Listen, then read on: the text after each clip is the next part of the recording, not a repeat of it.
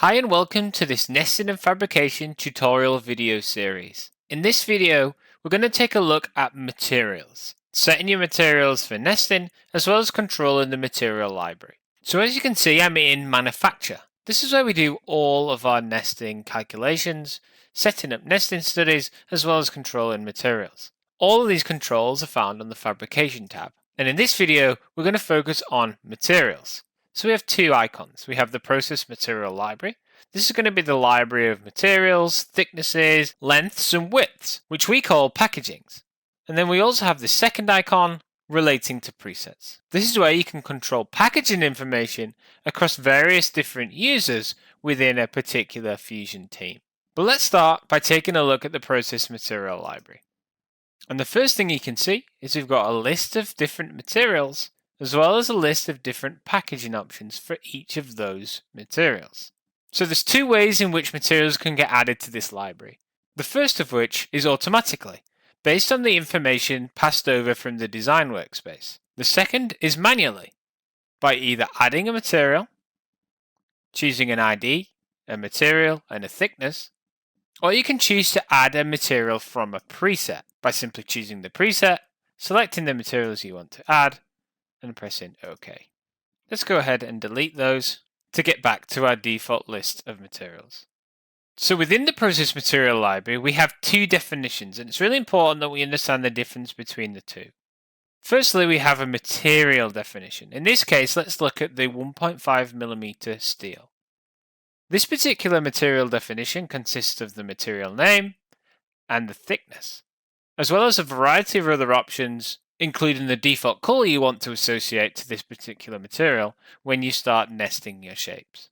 So just to reiterate, the material definition is the material and the thickness. From there, you have a packaging definition. Packaging most importantly controls the length and the width of this particular instance of the material.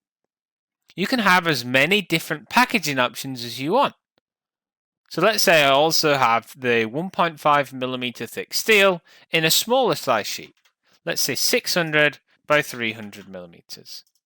I would of course give it a name. The other important aspect of the packaging is the cost. So this is the cost of each sheet. So let's say I could pick up this particular size sheet for £150 and the smaller sheet costs me £100. These costs will then be used to determine the overall cost of your nest studies. One thing to point out here, you see how this first steel packaging option is bold?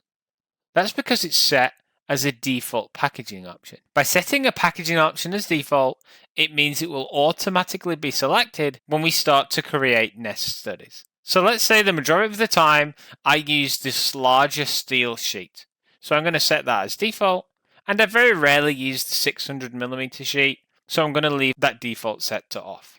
Now let's talk about nesting defaults for each material. So if I select the material name and head over to the nesting tab, you can see we have a variety of options that will become the default whenever you nest on this particular sheet. The first set of options all relate to orientation.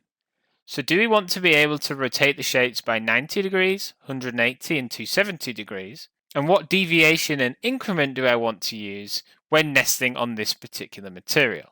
Deviation is going to be the allowable angular deviation from each of these options. So for example, if I set the deviation to 10 degrees, that means I can nest between 80 degrees and 110, 170 and 190, as well as 260 and 290. I can also choose an increment value. So by setting this increment to, let's say, 5 degrees, I'm now allowing nesting to take place at 80, 85, 90, 95, and 110. So it's 10 degrees either side of these options in 5-degree increments. The larger your deviation and the tighter your increment, the more allowable orientation options you pass to the nesting algorithm. So you're going to get increases in efficiency. But because there's more options, it's going to take a little longer to calculate. Next, we have some positioning options, including the frame width, which is going to be the amount of material around the boundary of my packaging option that I don't want to nest within, as well as an item separation, which is going to be the distance between each item I nest. The item separation is really important to make sure that you have enough space for the curve of your laser or the diameter of your milling tool to be able to cut out the shapes from the sheet. We also provide some nesting options on each individual packaging. To set them, simply select the packaging option, head over to the nesting tab, and you can see we can customize the amount of trim on each side of our sheet. As you can see, you can control it on a per side basis, so it gives you a little bit more control. It's also going to be in addition to the frame width parameter we set on the material. So let's quickly summarize the options within the process material library. You can create or add materials from a preset, determine the name of the material as well as the thickness. Then, for each material thickness, you can determine the packaging options you have available to you. You then have a series of nesting options, which will be the default every time you nest on this particular material. Once you're happy with all your materials and packagings, you can go ahead and press OK. Now, I want to quickly talk about the material and packaging preset options. A preset is basically a container of all your materials, and it's stored in your Fusion team. So any collaborative user can also choose from any materials that are stored within this particular preset. So what I would recommend you do before you do any nesting is set up your material library, and then if you're working collaboratively, head over into this material and packaging presets dialog, select the add option, give your preset a name, and press OK. When any collaborative users come to use nesting, they would simply head to the process material library, add from preset, choose the preset you want them to use, select the options and press OK, and add those materials to that particular document. If changes are made to the preset or to any of the options in this list, you can simply sync from the preset and update all of your materials so that everybody's working from the same list of materials and the same list of packagings. And with that, your process material library and your presets are all set up.